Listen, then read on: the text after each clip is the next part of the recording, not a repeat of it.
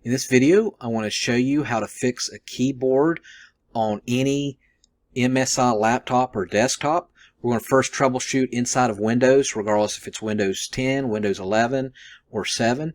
And then we're going to look at the hardware of the laptop and the desktop to see if there's a hardware issue that we can fix. Of course, the most obvious one is to restart your computer.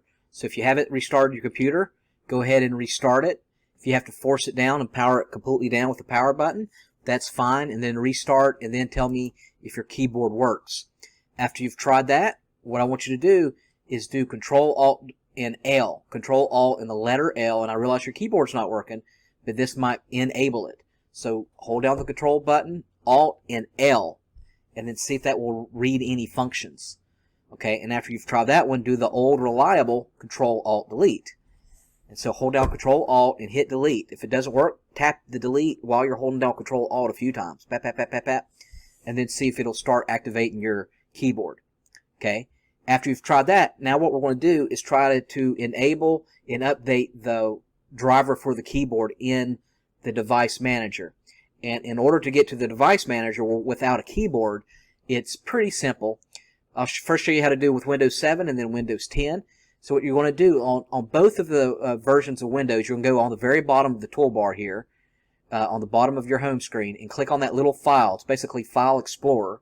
You click on it, and then with Windows 7, you're going to hit Control Panel here on the right, and then what you're going to do is hit Hardware and Sounds, and then right here's Device Manager. On Windows 10 and 11, you're going to do the same thing.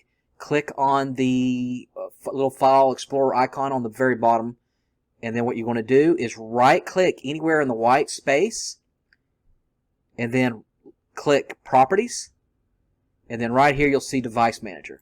So when you get into Device Manager, what you're going to go is go down here where it says Keyboards, click on it, double-click, and you're going to see some options. Make sure you're logged in to the internet, that you've got Wi-Fi or you just connect it to the Ethernet. And what I want you to do is click on Update Driver Software. Try that, and that might take 5 to 10 minutes. And most likely it'll say that you're already up to date, but hopefully not. And then after you've tried that, go ahead and uninstall it. Uninstall your keyboard, restart your computer again, and then go back in here and reinstall the keyboard and see if that will fix your issue. Okay, after you've tried that, what I want you to do is go back to Control Panel, like I showed you on the previous slides. And then when you go to Control Panel, I want you to click on Ease of Access right here. When you click on Ease of Access, I want you to change how your keyboard works right here. And then when it comes to here, make the keyboard easier to use, I want you to make sure all these are unselected.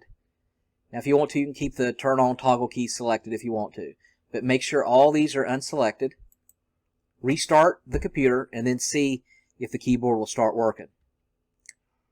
Next, we've already updated the driver, so we've already done that, and we've already uninstalled it. Now, what I want you to do is go back to where you were here with the Device Manager. And what I want you to do is go to Properties right here. And what I want you to do is click on Driver, which will be up here, and then look where it says Rollback Drivers. So if Windows automatically did an update, what would happen is sometimes it'll uninstall the driver, the keyboard driver. So if this is able to select Rollback Drivers, click it and then roll them back, and that'll take you a few minutes. If it doesn't have the ability to roll back, then you know you don't have a new update for the driver for your keyboard. Okay, now after you've done that, what I want you to do is on the very bottom of your screen for Windows, click on that little Microsoft icon on the very bottom left, and then I want you to click Settings right here. After you click the Microsoft logo on the bottom left of your home screen, click Settings, and then what I want you to do is go to Update and Security right here. And then what I want you to do is click on the left here, click Troubleshoot. And this is primarily for laptops. On this screen here, go to Keyboard and find and fix problems with your computer's keyboard and click on it. And that may take a few minutes, and then tell me if that fixes the problem, and then restart. Okay, now what you're going to do is change the functionality of how quickly your laptop will start up. So some laptops and desktops you start up and it happens so quick that it's not able to register the keyboard. So we're going to go back to Control Panel, and you remember how to do that. I showed you earlier. Go to Hardware and Sound. On Power Options, click on Change What the Power Buttons Do. Click on up here, Change Settings that are currently unavailable.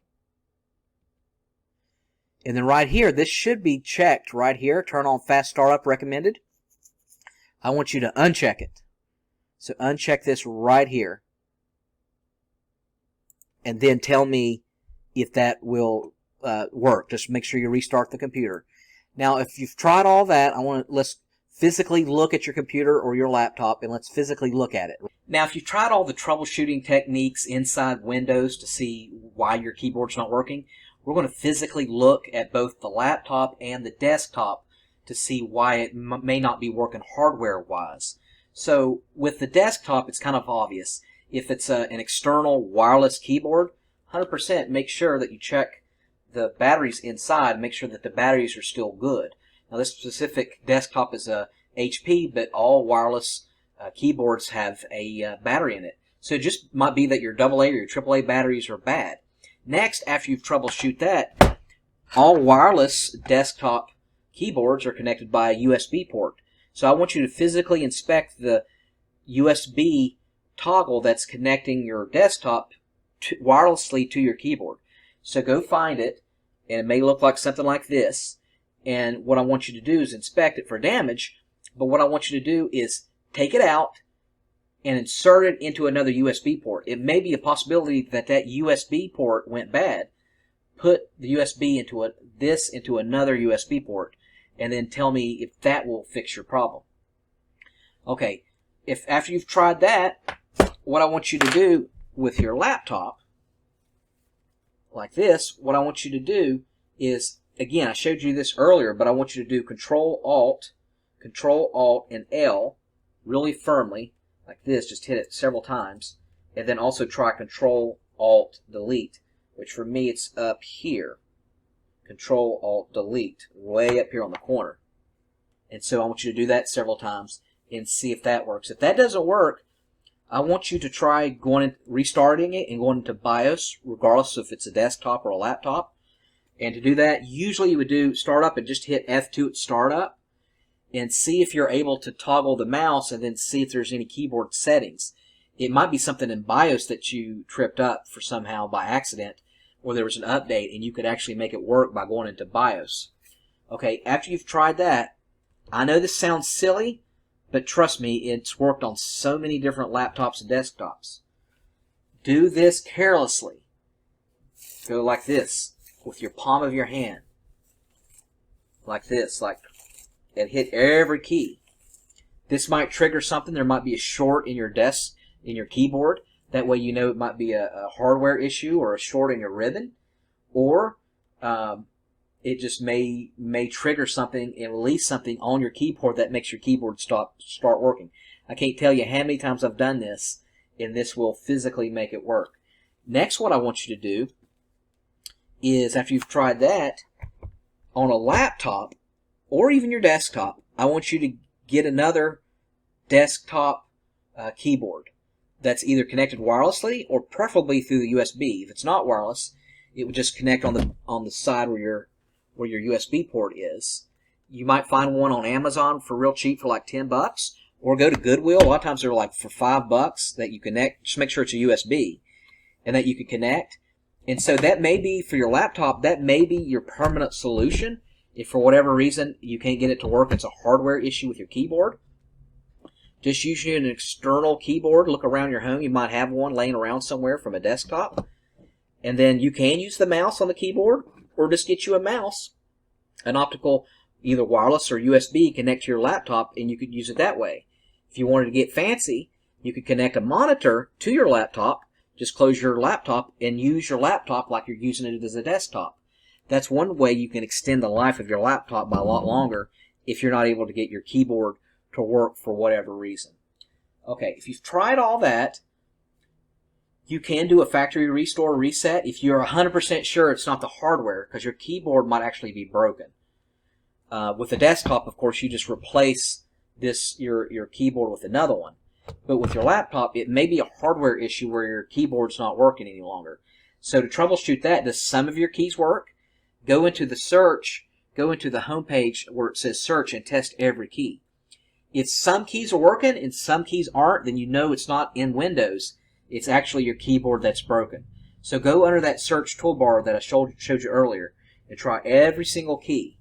And then if one or two works, then you know it's the keyboard that's broken, the physical keyboard. And that would either need to be replaced, or you just attach an external USB. If you've tried that, one thing you could do is actually replace the keyboard itself. There are several tutorials, and every model is different. This is a Dell. Every model is different, but believe it or not, it's not as difficult as it sounds. So a lot of times you would release the keyboard by there's screws underneath, or there's like this is called like a bezel, screen bezel. This could pop up and then release the screen. There's multiple ways, but what I would recommend you do is just go on YouTube for your specific model and then type that in and see how to remove the keyboard if you really want to go that technical. It's not that difficult. Once you get it out, it's very easy. It's only connected by like a little ribbon. Just one little ribbon's connecting it, and it releases. And then what you would do is after you get it out of your computer, get it out of your computer first, and then look at the model number on the back of your keyboard. And then after you do that, on the back of your keyboard, plug that into eBay and buy one. Usually they're about $20. All right.